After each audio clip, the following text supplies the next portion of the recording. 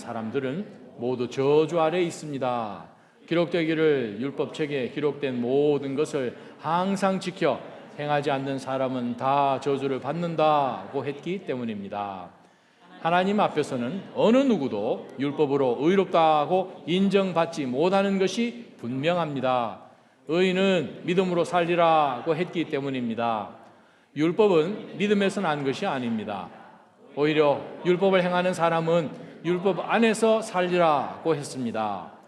그리스도께서는 우리를 위해 저주를 받으시고 율법의 저주에서 우리를 구속해 주셨습니다. 기록되기를 나무에 달린 사람마다 저주를 받았다고 했기 때문입니다. 이는 아브라함의 복이 그리스도 예수 안에서 이방 사람에게 미치게 하고 우리도 믿음으로 성령의 약속을 받게 하기 위함입니다. 아멘. 하나님 아버지, 주님 오시는 그 순간까지 1.1획도 변할 수 없는, 변하지 않는다고 주님께서 직접 말씀하신 그 말씀, 하나님 저희가 이 시간 붙들며 우리의 삶에 그대로 적용해 보기를 원합니다.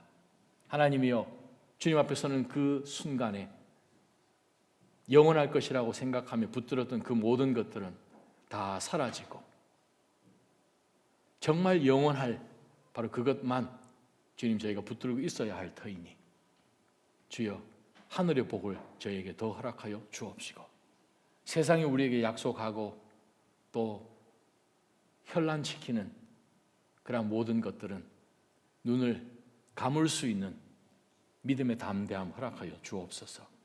예수님 이름으로 기도합니다. 아멘. 자리에 앉아주시기 바랍니다. 하나님이 계신 천국은 어떻게 들어갈 수 있습니까? 이거 당연하죠. 하나님이 계시는 곳이니까 죄가 없으신, 죄를 모르시는, 악이 존재할 수 없는 하나님의 부리는 신령한 영들이 있는 천국 들어가려면 완벽해야 들어가죠. 완벽한 나라에 완벽하지 못한 사람이 어떻게 받아들여질 수 있겠습니까? 이 땅에서 저곳으로 가는 것도 패스포트가 익스파일 되지 않아야 들어갑니다. 아니, 패스포트 있어야 들어갑니다. 이 땅 수준도 그렇습니다. 하나님 나라에 얼마나 더 하겠습니까?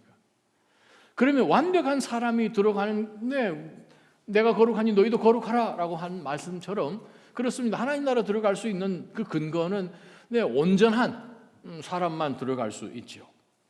문제는 온전한 사람이 없다는 게 문제이지요. 오늘 본문 가운데서 등장하는 이 내용이 바로 그 내용입니다.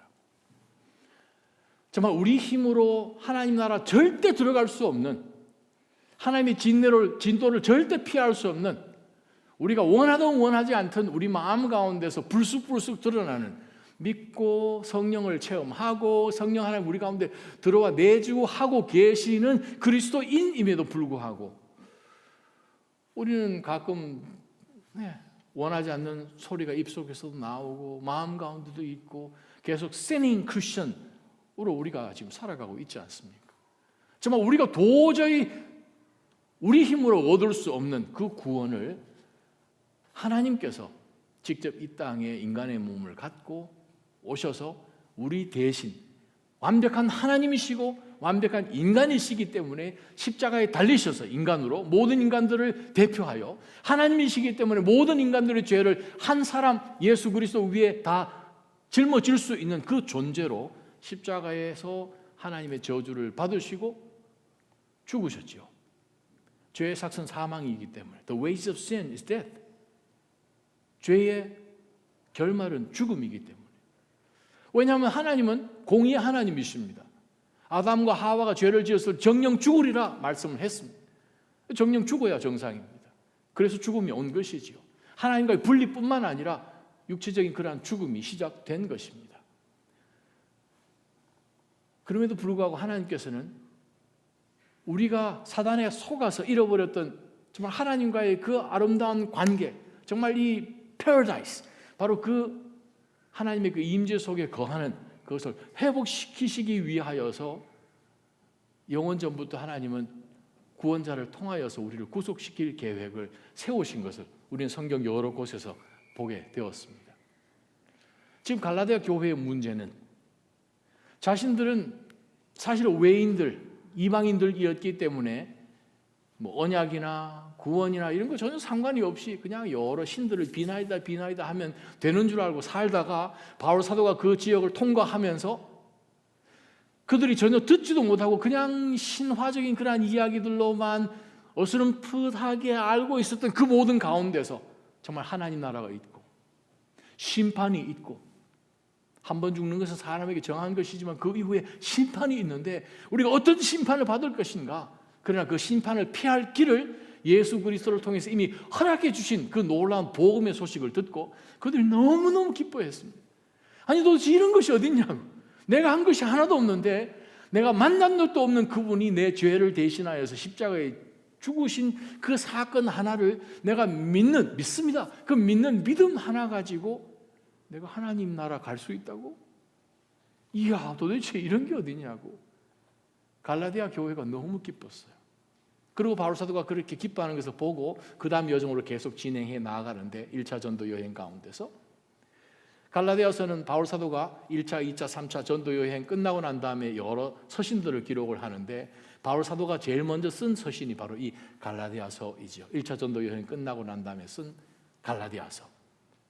바울 사도가 떠나고 난 다음에 이 예루살렘에서 Judaizers, 유대주의자 혹은 율법주의자라고 번역하는 이 유대 그룹의 사람들이 크리스찬인데 구약에 매여 있는 구약의 전통도 절대 포기하지 않으려고 하는 새 시대가 열렸음에도 불구하고 구약 이 옛날 것을 계속해서 붙들고 늘어지면서 이쪽 저쪽 발 걸쳐 살고 있는 유대주의자들이 갈라디아 교회를 방문해서 한다는 소리가 예수님 믿고 천국 가는 그건 맞죠. 그런데 바울이 여러분들에게 전한 그 복음은 다가 아닙니다. 아니요, 그게 다가 아니. 그렇죠. 원래 복음이 어디서 왔습니까? 원래 이 이야기가 구약 성경부터 쭉 나온 것이죠. 구약에 저희가 어떻게 했습니까? 할례를 받으셔야 됩니다. 구약에 저희가 어떻게 했습니까? 율법을 다 지켜야 됩니다. 하는 것으로 이 갈라디아 성도들을 혼돈에 빠지게 한 것이죠. 이 소식을 바울 사도가 듣고 도대체 여러분 3장 1절에 나온 말씀, 도대체 여러분 어떻게 그렇게 빨리 복음에서 곁길로 빠질 수 있습니까? 여러분 앞에 예수 그리스도의 십자가가 없었습니까? 답답해하는 그러한 내용으로 바울 사도가 이 갈라디아서를 지금까지 기록해 오고 있습니다. 특별히 우리가 지난 이 설교 가운데서 보았던 말씀이 바로 이 우리가 예수 그리스도를 믿는 믿음으로 인하여서 하나님 우리 가운데 주신 선물들이 얼마나 굉장합니까? 만약 우리가 믿음으로 구원받아서 하나님 자녀가 된다는 그 사실을 거부하고 부인한다면 여러분 가운데 거하시는 성령 하나님 그럼 어떻게 설명합니까? 율법을 준수하기 때문에 성령을 받은 것입니까? 아니면 우리가 예수 그리스도를 구세주로 영접했을 때에 성령이 온 것입니까? 아브라함이 그러면 율법을 지켜서 하나님이 의롭다고 칭해준 의인이 되었습니까? 아니면 그가 열심히 율법을 지켜서 하나님이 보실 때 너 천국 들어올 만하다라고 의인으로 삼아주신 것입니까? 라고 이야기하면서 여러분이 믿음을 가졌다면 혹시라도 여러분 마음 가운데 나도 유대적인 그런 유대인 같은 그러한 이 좀 줄이 좀 달렸으면 좋겠다. 내 인생이 그냥 어디 태어난 그냥 이 한국 사람이 아니라 나의 그냥 이 조상이 그냥 이 아브라함까지 올라가는 그 이후까지 올라가는 뭔가 하나님의 그 놀라운 역사가 수천 년 동안 흘러오는 뭔가 좀 있었으면 좋겠다라고 생각이 되는 이방인들이시면 염려할 필요 없습니다. 믿음 가운데서 우리는 아브라함의 자손이 되기 때문입니다 라는 것이 9절까지의 말씀입니다. 그리고 오늘 본문 가운데 10절부터 14절까지 나오는 가운데서 바울 사도가 우리에게 분명하게 확인시켜 주기를 원하는 것은 갈라디아 성도도 마찬가지지만 정말 우리가 하나님 앞에 의인으로 산다는 그 의미가 무엇인지를 다시 한번 가르치는 본문이 오늘 내용들입니다. 오늘 주신 말씀 우리가 10절부터 한번 들여다보게 되면 정말 우리가 신앙생활 예수 그리스도 통해서 믿음 가운데 살고 있지만 혹시라도 우리가 하나님 앞에 믿음으로 산다는 그 의미가 주일날이면 예배 와야지. 어떻게 옷을 입고 와야지.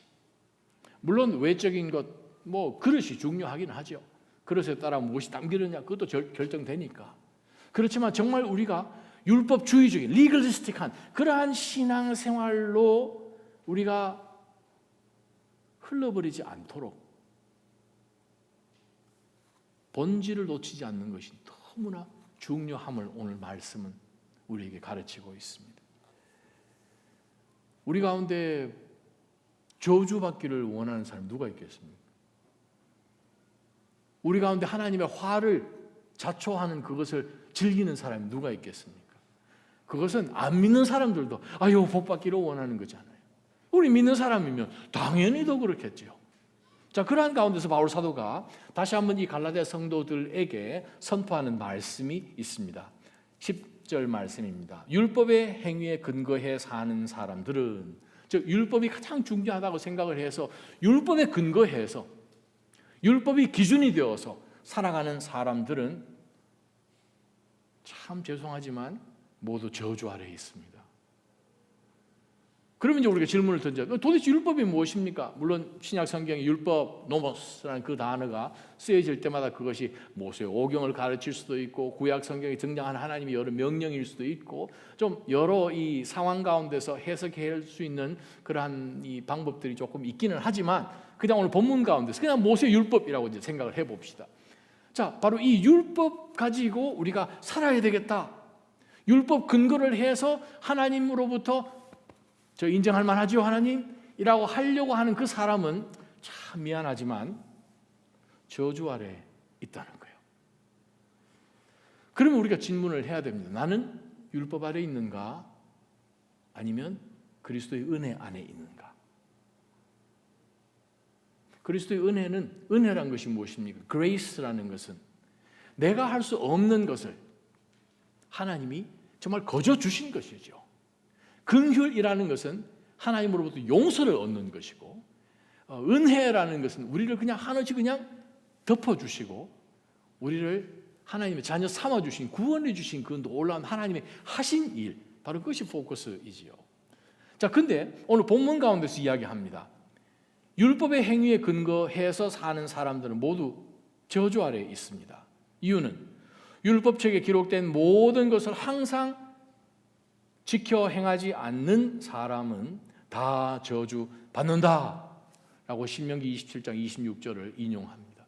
자, 신명기 27장 모세가 출애굽하고 난 다음에 40년 광야 생활 지나고 모압 평지에서 이제 요단강만 건너서 들어가면 가나안 땅인데 바로 이 출애굽 지나고 난 다음에 태어난 세컨젠, 바로 이 2세들을 다 모아놓고 40년 전에 시내산에서 받았던 하나님의 그 율법을 강독하고 가르쳤던 3번에 걸쳐서 긴 설교를 한 내용이 신명기이지요. 우리 26절 보게 되면 하나님의 이 율법을 정말 지키지 않는 자는 다 저주받는다 했더니 이제 백성들 하여금 아멘하게 해서 백성들이 아멘한 바로 그 구절입니다. 야고보서 2장에도 야고보 사도도 똑같은 말씀을 합니다. 많은 율법 가운데 율법 하나만 못 지켜도 모든 것을 다 범한 사람이 되지요. 여기서 하나 질문할 것이 있습니다. 율법을 그럼 하나님이 왜 주셨냐 그러면? 아니 율법 안 줬으면 이스라엘 백성들이 뭐 율법에 매일 이유가 없지 않습니까? 꼭 율법을 지켜야 됩니까? 율법 안 주셨으면 우리가 안 지켜도 되는데, 여러분 율법은 하나님과 나와의 관계를 맺어주기 위한 근거로 주신 적이 없습니다. 자, 율법이라고 이야기할 때 이렇게 이해하시면 가장 쉽습니다. 자, 율법, 하나님께서 이스라엘 백성들과 언약을 맺기 위해서 율법 주신 적이 없죠.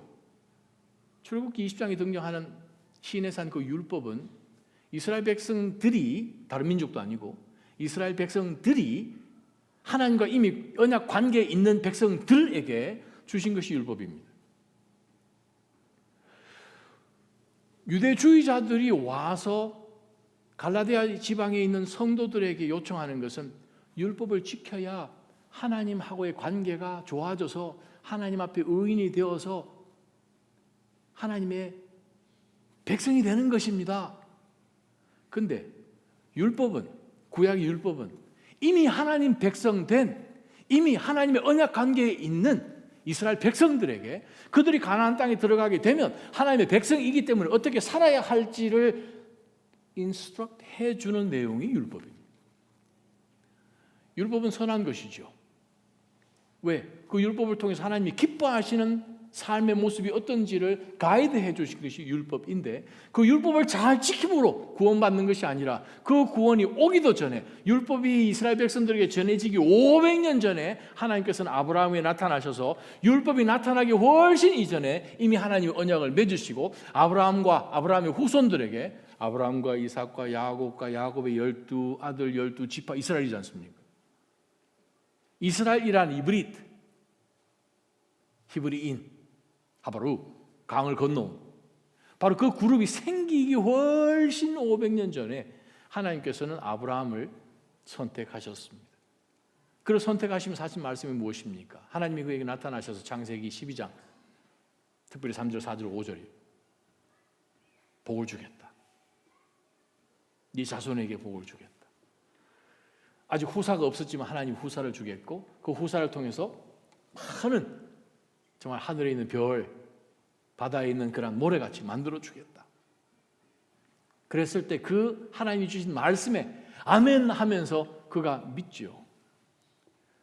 창세기 15장에 다시 한번 하나님께서 아브라함에게 그 말씀을 동일하게 해 주셨을 때 아브라함이 믿었습니다. 그 믿는 믿음 가운데서 하나님이 아브라함을 righteous, 칭의라고 그러죠. 신학적으로 의롭다고 칭해 주신 거예요. 의인이라고 불러주신 거예요.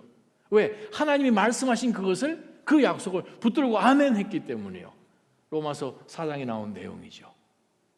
믿음은 구약이나 신약이나 똑같이 하나님 앞에 믿음으로 나아가서 믿음으로 구원받습니다.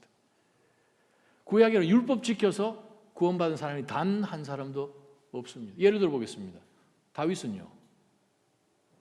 다윗이 율법 잘 지켰습니까? 아유, 요즘 어느 대통령이 불륜에 빠져가지고 불륜녀랑 아기 낳고 불륜녀의 남편을 사주해서 살해했고, 그 사람은 지금 감옥에 있어야 되겠죠. 왕은 고사하고 그런 사람이 왕 되면 안 되죠. 하나님 앞에서 그 사람이 죄인이겠습니까? 죄인이다마다.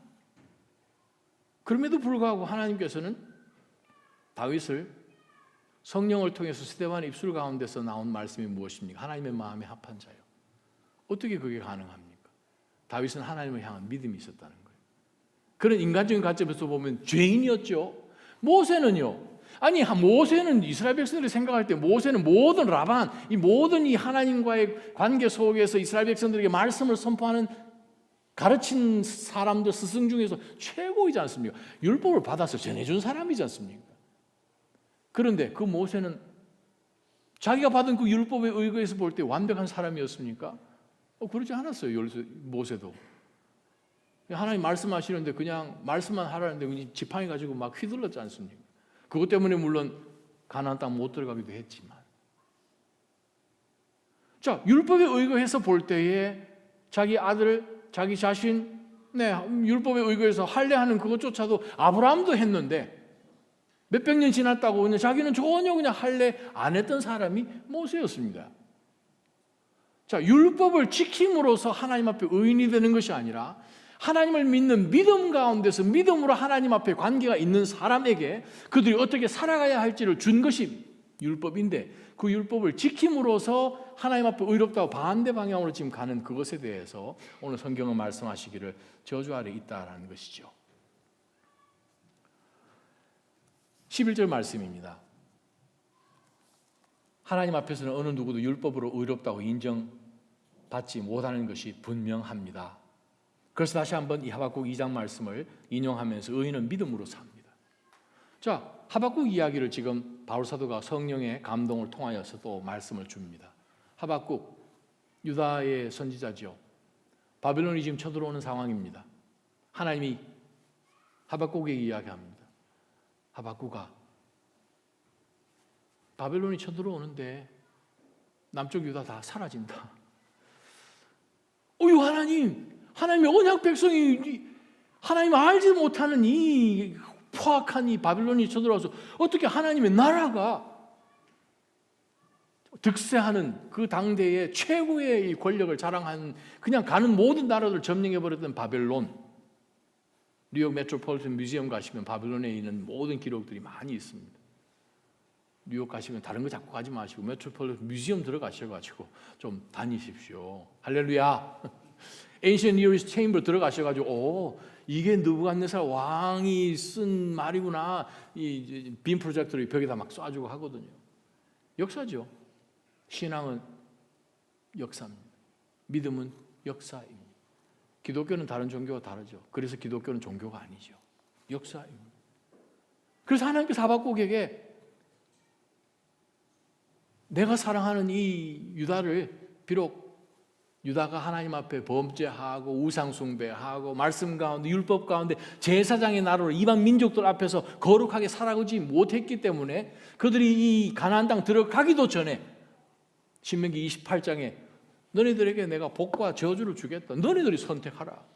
라는 그 말씀. 너네들이 가나안 땅 들어가서 주변에 있던 모든 일곱 족속들처럼 살면 내가 너네들 눈앞에서 쫓아냈던 일곱 족속들처럼 내가 너희들 가나안 땅에 쫓아버리겠다. 하신 그 말씀대로 하나님은 약속하신 것을 이루시는 하나님이시니 남쪽 유다를 하나님이 다 치시겠다 약속하신 거예요. 그런데 하나님께서 더 하신 말씀은 뭔가 하면 비록 하나님께서 너희 민족들을 흩으시지만 너희들을 이렇게 압제하고 침략하는 이 바벨론 반드시 내가 심판한다. 너희들은 다시 회복시킨다. 그 약속을 주신 거예요. 지금 쳐들어옵니다. 나라가 사라질 것입니다. 그런데 쳐들어오는 이 바벨론을 하나님이 심판하시고 하나님 도구로 사용하셨지만 저들이 하나님을 인정을 못하니까 그러나 하나님과 언약 관계 속에 있는 하나님의 백성들은 흩어졌지만 그들을 다 모으실 것을 약속하신 그 말씀을 하박국은 믿고 춤을 춘 거죠. 소양간에, 들판에, 포도주에, 감람나무에 소출이 없어도 무엇 때문에? 하나님 약속 때문에. 그래서 의인은 믿음으로 사는 거죠. 자, 여기서 우리 존 스토트 목사님이 참 중요한 말씀을 하시는데 영국에 얼마 전에 돌아가셨죠. 바로 이 믿음이라는 것은 우리가 그분이 쓰신 말씀을 그대로 제가 여러분에게 읽어드립니다. Faith is laying hold of Jesus Christ personally. There is no merit in it. It is not another work. Its value is not in itself, but entirely in its object, Jesus Christ. 다른 말 쉽게 표현하면 이렇습니다. 믿음이라는 것은 내가 하나님 주신 그 약속 믿습니다 하는 그 믿음이라는 뜻은 아니랍니다. 맞죠? 왜냐하면 믿습니다 하는 그 믿음은 어떨 때는 믿습니다, 어떨 때는 믿을까 말까 뭐 그러잖아요. 왔다 갔다 하잖아요. 그러면 내가 구원받은 사람으로 살다가 지옥 가서 살다가 뭐 이렇게 왔다 갔다 하는 그러한 신앙생활을 할 수밖에 없겠죠. 믿음이 어떨 때는 좋고 어떨 때는 시원찮고 어떨 때는 예배고 뭐고. 믿음은 하나님이 우리 가운데 약속해 주신 그분의 신실함입니다. 예수 그리스도가 변하지 않으심입니다. 주님께서 우리를 대신하여서 십자가에 단번에 죽어 주심입니다. 바로 그 사건이 믿음의 대상이죠. 예수 그리스도 믿음의 대상이 신실하시기 때문에 우리의 믿음이 유지되는 것입니다. 우리가 거기에 주님도 50%, 저도 50% 반반 해가지고 어떤 동업자처럼 그렇게 신앙생활에 나가는 것이 아니라 하나님이 다 하셨습니다. 아멘. 저는 하나님이 다 하신 것 가운데서 그냥 붙들고 나가는 바로 그것이 우리 신앙이라는 거예요. 하나님이 이스라엘 백성들을 향하여 유다 백성들을 향하여 다 판을 짜놓으시고 역사 가운데서 개입하시고 바벨론까지 사용하셔서 남쪽 유다를 치시지만 하나님은 유다 백성들에게 주신 약속이 있습니다. 아브라함에게 주신 약속. 이스라엘 나라는 예레미야 34장에 의거해 볼 때 나라 사라질 수가 없습니다. 이스라엘 나라란 그 존재가 사라지기 위해서는 하늘에 있는 달과 해와 별들이 바다들이 먼저 사라지고 난 다음에 이스라엘 백성이 사라진다라고 성경은 기록하고 있네요. 예레미야 33장, 34장. 자, 그 말씀을 근거하여서 다시 한번 의인은 믿음으로 산다는 거예요. 율법으로, 율법주의적으로 사는 것이 아니라. 두 번째 말씀 우리가 보게 되면 13절부터 14절까지 말씀입니다. 즉 예수 그리스도를 믿는 믿음, 즉 율법이 아니라 믿음 가운데 있는 사람은, 율법 가운데 있었던 사람은 저주 아래 있었는데, 왜냐하면 율법은 하는 것이 펑션이 하나밖에 없습니다. 율법을 읽으면 읽을수록 아유 내가 죄인이네, 하나님 앞에 은혜를 구하고 하나님 저 긍휼을 베풀어 주십시오, 머리에 죄를 뿌리고 하나님 앞에 회개하고 나가던 그러한 다윗의 모습 생각하시면 제일 쉽죠. 율법을 보면 이유가 무엇입니까? 그것이 나로 하여금 내가 얼마나 죄인인지 하나님 앞에 정말 긍휼을 구할 수밖에 없는 사람으로 만들어주는 것이 율법입니다. 자, 예수님 당시에, 예수님 우리 마태복음에도 등장하는 사건이지만 예수님이 성전 앞에서 가르치고 계신데 그 성전에 내가 다른 사람들과 행악자들과 또 반포자들과 가늠하는 사람들과 이러한 사람들과 다르게 나를 만들어주신 하나님을 찬양합니다 그러면서 그냥 손을 펴면서 기도하고 있었던 바리새파 사람이 있었습니다. 그런데 세리한 사람이 들어와서 하나님 앞에 가까이 나아가지도 못하고 그냥 성전 문만 열고 그냥 저 뒤에서 저 정말 죄인입니다, 죽을 죄를 졌습니다, 하나님 용서해 주십시오. 자, 지금 율법 시대 이야기입니다. 예수님이 십자가에 지셔서 성령 하나님 오시기도 전 구약 사건입니다. 자, 그러한 가운데서 예수님이 그 두 사람의 기도를 보시고 세리는 하나님으로부터 용서함을 받아서 의롭다고 인정받고 돌아간 사람이에요. 바리새파 사람은 자, 율법 시대 가운데서 저는 저 사람들이 하는 그 어떤 것도 짓지 않고 저는 율법으로 경건하게 살았습니다. 저주 안에 있는 거죠. 왜냐하면 하나님의 율법 앞에, 하나님의 스탠다드 앞에 천국 갈 수 있도록 하나님이 정해놓으신 그 기준에 부합해서 살 수 있는 완벽한 인간은 존재하지 않거든요. 오직 한 분, 예수 그리스도만. 그래서 그분을 믿는 믿음으로 인하여서 그리스도에게 주어진, 왕권으로 주어진 그 의가 우리에게 전수된 것이죠. 바로 그것이 은혜죠. 자, 그래서 바울 사도가 율법 아래 있는 사람은 저주입니다, 이건 답이 없습니다. 그러나 믿음으로 그리스도 안에 있는 사람은 복이 있습니다.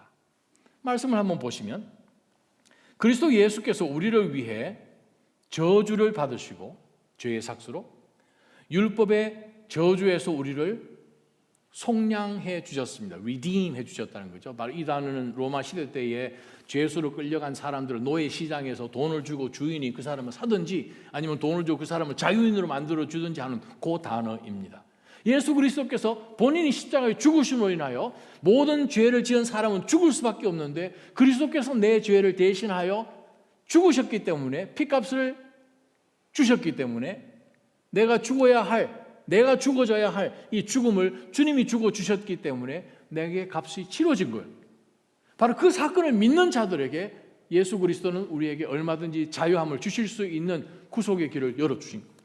바로 그것을 바울 사도가 설명하면서 그리스도께서 우리를 대신하여서 저주를 하나님으로부터 받으셨습니다. 어떻게 가능한가? 나무에 달리셨지 않습니까? 이 나무에 달린 행악한 사람, 나무에 달렸을 때에 하루를 지나지 않고 이 세례 장사 지내는 그 내용이 컨텍스트입니다. 바로 예수 그리스도께서 나무에 달리셔서 하나님의 저주가 되셨습니다. 저주가 되셔서 그분이 우리의 죄를 담당하신 것이지요. 그 다음에 말씀을 보게 되면 우리가 그리스도 안에 있으면, 율법 아래 있으면 그 저주를 내가 다 뒤집어 쓰는 것이고, 왜요? 내가 다 해야 된다고 생각을 하는 거예요. 그러나 그리스도 안에 있으면 그리스도께서 그 저주를 대신 다 뒤집어 써 주셔서 그 믿는 믿음 가운데서 우리가 나아갈 때에 하나님께서는 저주에서 복으로 바꿔주신 거예요. 무슨 복인가? 14절에 나옵니다. 오늘 14절 말씀 아주 중요한 말씀이니 우리가 다 함께 한 목소리로 한번 읽어봤으면 좋겠습니다. 시작. 이는 아브라함의 복이 그리스도 예수 안에서 이방 사람에게 미치게 하고 우리도 믿음으로 성령의 약속을 받게 하기 위함입니다. 아멘. 두 가지죠. 예수 그리스도를 믿는 믿음 가운데서, 오늘 본문 가운데서 우리들에게 약속해 주신 benefits, 그리스도인들에게 주어진 두 가지의 놀라운 은총이 뭔가 하면, 첫 번째는 그리스도 예수 안에서 아브라함의 복이 우리에게 다 주어졌다는 거예요. 아브라함의 복이 뭡니까? 아브라함이 어떤 복을 받았지요? 하나님 주신 그 약속 가운데 그가 하나님을 믿었더니 하나님이 그를 의롭다고 칭해 주신 그 칭의, 더 나아가서 하나님께서 이 아브라함에게 주신 그 칭의뿐만 아니라 아브라함이 주신 복이 칭의 말고 이제 뭐 작은 복들이지만 있죠. 자손에 대한 복이요, 후손에 대한 복이요, 하나님의 보호하시며 인도하시며 각 세대마다 하나님께서 역사하시며, 물질적인 것은 당연한 것이고, 마치 아브라함의 복이라고 이야기할 때 마태복음 6장 33절에 나온 것처럼 먼저 그의 나라와 그의 의를 구하면 우리가 염려하고는 이 자글자글한 그런 것들까지 더해 주시는 복이요, 이 복을 여러분들이 누리시기를 주님의 이름으로 축원합니다. 하나님께서 이스라엘 백성들을 가나안으로 인도하시고 가나안에서 정착하고 그곳에서 살아가는 이 모든 프로세스 가운데 하나님께서 필요한 모든 것을 공급해 주신, 그것보다도 더 중요한 것은 무엇인가? 그들로 하여금 하나님의 나라 백성으로 사는, 바로 그것을 그들에게 주셨지요.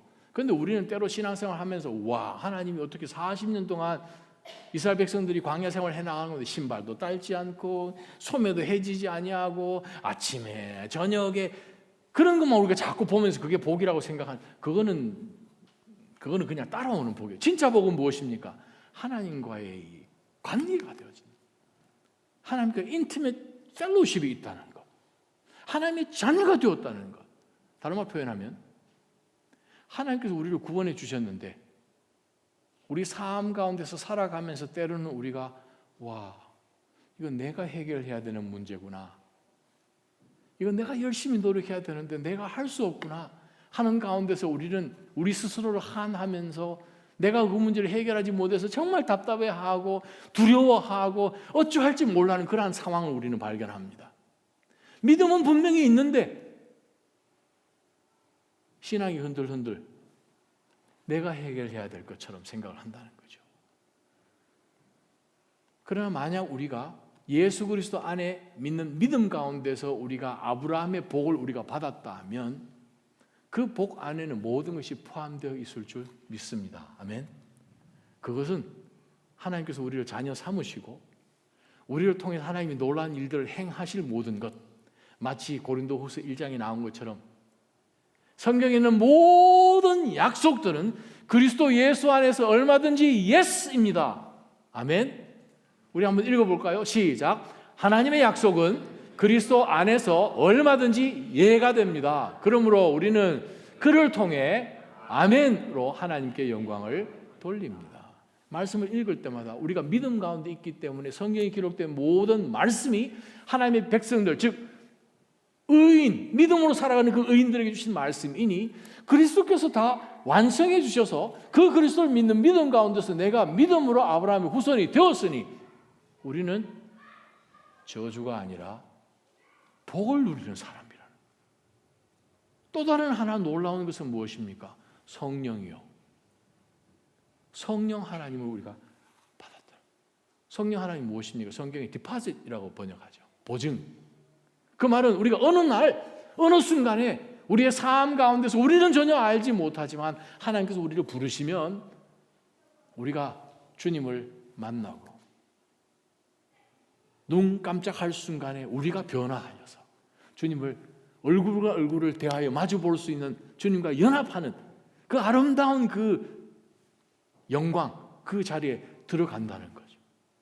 바로 그것을 우리는 지금 그거 어떻게 증명할 수 있냐? 성경에 기록된 건 알겠는데 그것을 깨닫게 해주시는 성령 하나님, 즉 그리스도의 영이신 성부, 성자, 성령의 그 삼위일체 트라이언 갓 중에서 성령 하나님 우리 안에 내주해 주신 바로 이것, 바로 그것을 바울 사도는 이야기합니다. 여러분 성령 받지 않으셨습니까? 하나님 여러분 안에 거하지 않으십니까? 응답하지 않으십니까? 하나님 여러분에게 은사 주지 않으셨습니까? 그렇다면 우리는 아브라함의 복 받고 있는 것입니다. 그것을 여러분 놓치지 마시기 바랍니다. 라고 지금 바울 사도는 우리에게 이야기합니다. 사랑하는 하나님 성도 여러분, 우리가 이 시점에서 던져야 될 질문이 하나 있습니다. 그러면 율법이라는 것은 있어도 그만 없어도 그만인가요? 아니면 우리가 그리스도를 믿는 믿음 가운데 있기 때문에 율법 전혀 생각할 필요가 없는 거네요. 그러면 신학적으로 yes, no. 더 명확하게 이야기한다면 예수님께서 뭐라고 하셨는지 한번 찾아봅시다 라고 이야기하는 것이 아마 제일 편할 것입니다. 여러분 성경책 가지고 계시면 한번 펴보시기 바랍니다. 요한복음 14장이요. 요한복음 14장 15절 말씀 함께 읽습니다. 시작. 너희가 나를 사랑한다면 내 계명을 지킬 것이다. 하나님의 계명이요. 물론 서로 사랑하라. 이미 구약성경에 기록된 그 말씀을 저들에게 주신 말씀이기도 하죠. 21절 말씀이요. 요한복음 14장 시작. 누구든지 내 계명을 가지고 지키는 사람은 나를 사랑하는 사람이다. 나를 사랑하는 사람은 내 아버지의 사랑을 받을 것이고 나 또한 그 사람을 사랑하고 그 사람에게 나를 나타낼 것이다. 구약은 율법을 지켜야, 유대인들은 율법을 지켜야 하나님의 사랑을 받고 하나님 앞에 의로운 사람으로 선다. 신약은, 즉 믿음은 우리가 한 것 하나도 없는데 우리 주 예수 그리스도께서 십자가 위에서 다 해주셨기 때문에 우리가 하나님의 자녀가 되었으니 하나님을 사랑할 수밖에 없고 안 할 수가 없는 하나님의 놀라운 그 그리스도의 은혜를 주셨으니 바로 그 은혜 때문에 우리는 주의 계명을 지키는 거예요. 말씀을 통해서 우리가 하나님이 기뻐하시는 일이 무엇인지를 분별할 수 있지요. 성경 말씀이 있기 때문에 하나님이 우리를 통하여서 어떤 일을 하기를 원하시는지 우리는 명백하게 알 수 있지요. 명백하게 알면 어떻게 됩니까? 지켜야죠. 이걸 지켜서 하나님 앞에 의인이 되고 지켜서 구원받는 것이 아니라 이미 구원받았기 때문에 하나님께서 우리 가운데 어떻게 살라고 주신 이 하나님의 말씀을 우리는 지키는 것이죠. 하박국 선지자에게 의인은 믿음으로 말미암아 살리라. 그 의인은 어떤 것을 믿어야 됩니까? 주권을 갖고 계시는 하나님께서 지금 당장은 불신 가운데 있는 이 유다 나라가 사라지지만 우리를 너무 사랑하셔서 유다라는 나라가 세워지기도 수천 년 전에 하나님이 아브라함을 통하여서 이미 이 백성들을 선택하시고 저들을 통해서 구원의 역사가 온 방백들, 민족들에게까지 복이 될 수 있도록 하나님께서 제사장의 나라로 만들어 주셨으니 너네들을 언제든지 하나님께서 다시 모으신다. 이 바벨론 반드시 하나님이 심판하신다 하는 그 하나님의 약속, 컨텐츠를 하박국이 믿은 것이죠. 한밤중에 하나님이 나타나셨습니다. 창세기 15장, 창세기 17장 나타나셨습니다. 다시 한번 하나님께서 12장에 주셨던 그 말씀, 아브라함의 언약을 다시 한번 말씀해 주십니다.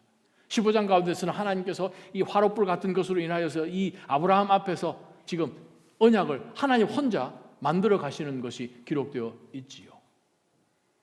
바로 그 하나님, 바로 그 하나님을 인하여서 우리는 하나님의 백성이 되었고 그 은혜로 우리가 살기 때문에 하나님의 말씀을 우리는 지키는 것입니다.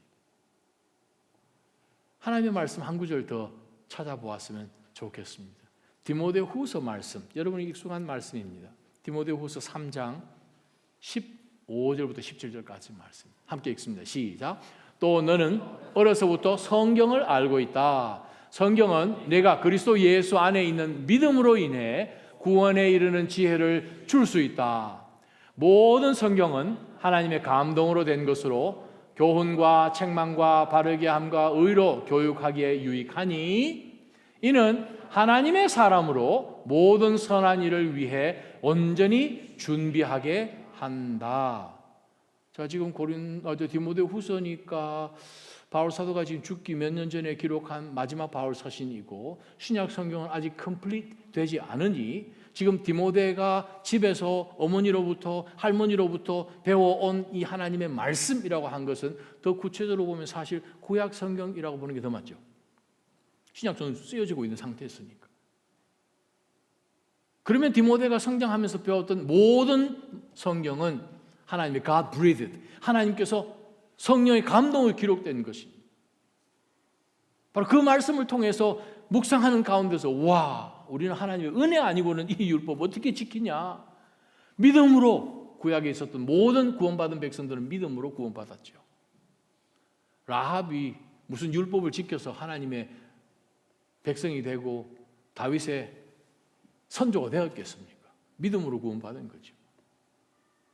기생 라합이, 창녀 라합이. 여러분, 믿음은 컨텐츠가 있어야 됩니다. 신앙은 내가 무엇을 믿고 내가 무엇을 행하는 것이 하나님께서 기뻐하시는 것인지를 아는 것입니다. 유진수 목사님 그런 얘기 가끔 하시죠. 지금 호산나 부산 호산나 교회 목사 목회하고 계십니다. 배우든지 말씀, 가르치든지 말씀을, 아니면 떠나든지. 떠나다는 표현은 제가 무슨 의미인지 제가 다음에 보면 만나면 물어보려고 합니다. 교회를 떠난단 말인지 아니면 다른 곳으로 가서 선교지에 가서 가르친다는 뜻인지 물어보려고 합니다. 그래요. 우리는 하나님의 말씀을 오늘 이 말씀처럼, 여러분 17절 말씀 보세요. 하나님께서 우리 가운데 말씀을 주신 이유가 무엇입니까? 교훈과 책망과 바르게 의로 교육하기로 유익한 이 하나님의 말씀을 주신 이유가 무엇입니까? 하나님의 사람으로 하여금 주님께서 맡겨주신 그 어떤 일을 위해서도 온전히 준비되게 하는 것이 말씀이라는 거예요. 우리가 준비되어서 하나님이 기뻐하시고 하나님이 원하시는 그것이 무엇인지를 말씀을 통해서 우리가 알지 못한다면 우리 어떻게 살 수 있습니까? 10년, 20년, 30년 신앙생활 해봐도 그것은 나중에 하나님 앞에 섰을 때는 남는 게 없어요. 그렇게 살아온 적도 없고 사는 것에 그냥 목숨 걸지도 않았으니, 성경 말씀이 뭐가 있는지 몰랐으니, 성경 말씀 배우고 싶은 그것에도 별 관심 없었으니 어떻게 사는지 모르죠. 그냥 둥구스레 사는 거죠. 그것은 신앙 아닙니다. 오늘 말씀 분명하잖아요. 교훈을 받고 있습니까? 말씀을 통해서 책망받고 있습니까? 내가 잘 몰랐던 것을 바르게 correct 되고 있습니까? 의로 교육하여서 더욱더 하나님 앞에 더욱더 의로워지는, 즉 성화의 단계를 걸어가고 있는 바로 그러한 성도로 만들어서 하나님의 선하신 일을 위해서 우리가 온전히 구비되게끔 만들어주는 그 하나님의 말씀을 아멘으로 받으면서 우리 삶 가운데 적용하는 것이, 그래요, 요한복음 14장에 나온 예수님 사랑하는 사람이고 하나님 사랑하는 사람입니다. 하나님의 말씀 더욱더 사랑하기를 주님의 이름으로 축원합니다. 아브라함도 컨텐츠가 있었습니다. 하박국도 컨텐츠가 있었습니다. 무엇입니까? 하나님의 말씀이요, 하나님의 약속이요. 그 약속을 믿는 믿음 가운데서 의인은 믿음으로 살아가는 것을 깨닫고, 오늘 이 하루도 매일매일 하루의 삶도 말씀 중심으로 하나님을 기쁘시게 하는 저와 여러분 되시기를 주님의 이름으로 축원합니다. 하나님 아버지, 오늘 주신 말씀 참 원론적인 말씀이요, 우리가 여러 번 들어본 그러한 성경의 신학적인 말씀입니다. 그러나 우리 삶에 적용해 볼 때 때로는 하나님, 우리가 하나님께서 모든 것 다 하셨음에도 불구하고 이것이 내가 해결해야 되는 문제인 것처럼 생각하여서 믿음으로 행하지 않고 지극히 상식적으로 반응했던 그러한 부분들 하나님 앞에 회개합니다.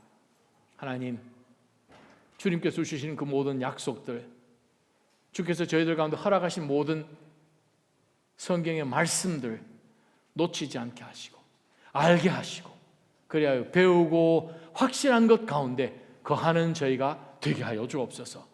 우리가 알고 확실한 한 가운데 거한다면 우리가 어떻게 흔들릴 수 있겠습니까? 계속해서 말씀 안에서 성장하는, 하나님이 기뻐하시는 그리스도인들 다 되게 축복하여 주옵소서. 예수님의 이름으로 감사하며 간절히 기도합니다. 아멘.